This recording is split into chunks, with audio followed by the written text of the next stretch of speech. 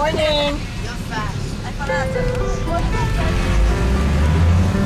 so used to seeing you.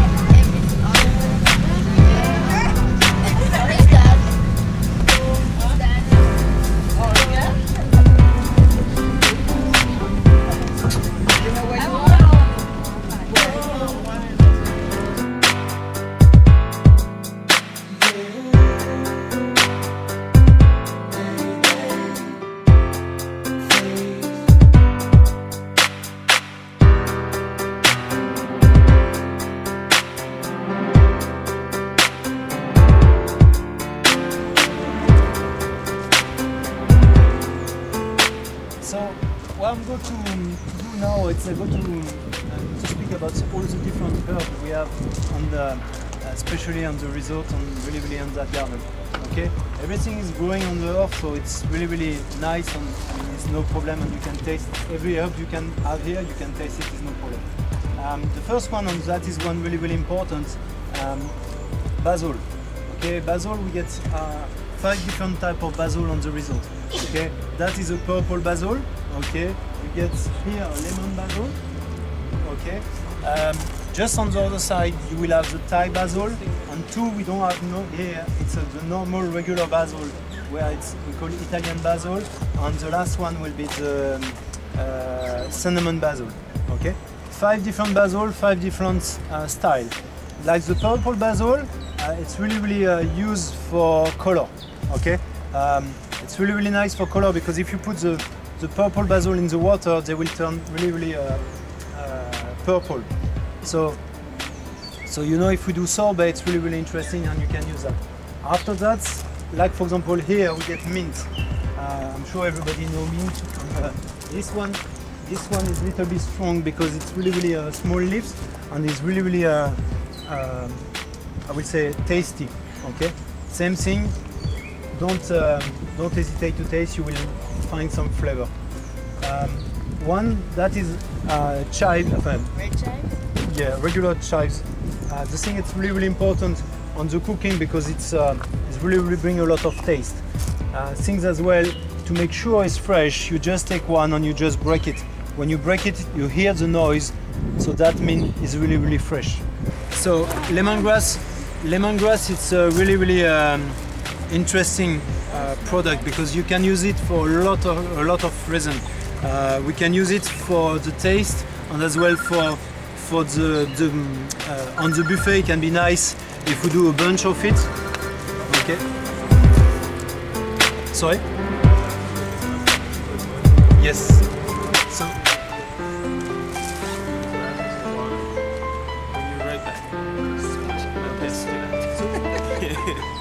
So lemongrass as well, I was not expecting to find too much lemongrass here, but I see it's really growing really easy here.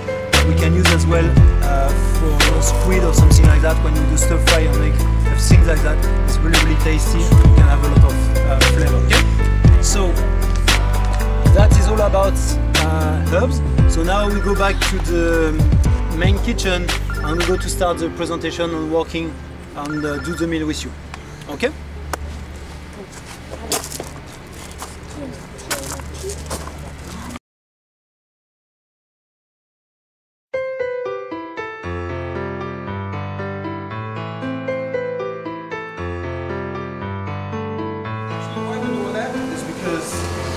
You notice the stems are green.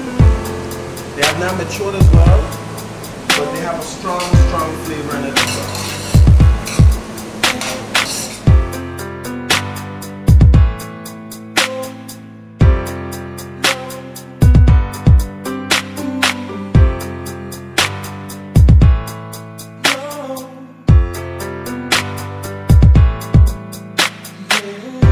Okay, so my name is James, so I'm the food and beverage director here, so we take care of all of the food and wine that goes on here, so all the restaurants and everything that you see for the food.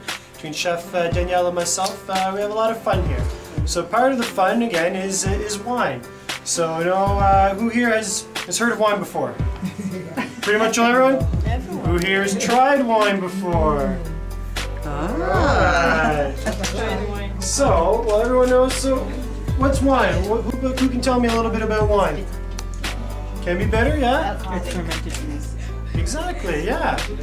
Okay, so what we'll do is I'm going to just talk a little bit about how wine is made, so how the grapes are grown really quickly, and then from there we'll explain a little bit how wine is made, and then afterwards we're going to get to try some wine.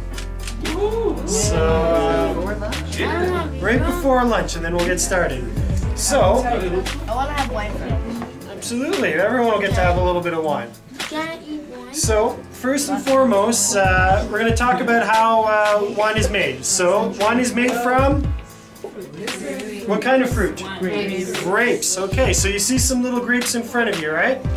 So, everyone can try one shortly, but what we'll do here is that you have the vines, and the vines grow these wonderful little grape bundles here. So they start off, all the grapes are going to be green at the start of the season, so once they start growing. Now in these grapes, there's going to be full of acidity. So think kind of vinegar, like that, a little sour, very sharp, like makes you cringe a little bit. So what will happen too is within usually 4 or 5 months or so, you're going to have the sun come down, and it's going to bring down all the energy. It's going to go into the leaves, it's going to go into the grapes, and what's going to happen is it's going to convert all that harsh acidity into nice sweet sugar. So once all of it is nice and sweet, you're going to have a nice ripe grape. So if everyone wants to try a grape, you'll see that these are nice and sweet. Okay, so what we're looking at here again is wine. So there's usually three steps to wine. So the first thing we want to do is we want to look at the wine, because you can tell a lot just by looking at it. And first is what? Color. Color, very good. So you know if you're dealing with a white wine or a pink wine or a red wine. So that's the first thing you want to look at too. Next what you want to look is clarity, to make sure that there's nothing in the wine. Because sometimes in the barrels, if it's not right. So when we look at the wine, we tilt it a bit, you can see through it. You know, there's nothing floating in it, so you know we're dealing with a clean glass of wine. The next part we want to look to is how thick it is. So think of the kind of water where you can see right through it, and then think of cream if you're looking down. If it's creamy and you can't see the bottom of your glass, you know you're dealing with a big wine, something that has a lot of weight to it. But if you're dealing with something that you can see the bottom, with these wines here, you can see your hands and fingers, even with the red one, you know you're dealing with a little lighter style. So with the pink wine, it's very light, very fruity, and with one of these red wines here, it's still nice and light. If this was a big wine, you wouldn't be able to see your fingers underneath. So we're dealing with a lighter style of wine.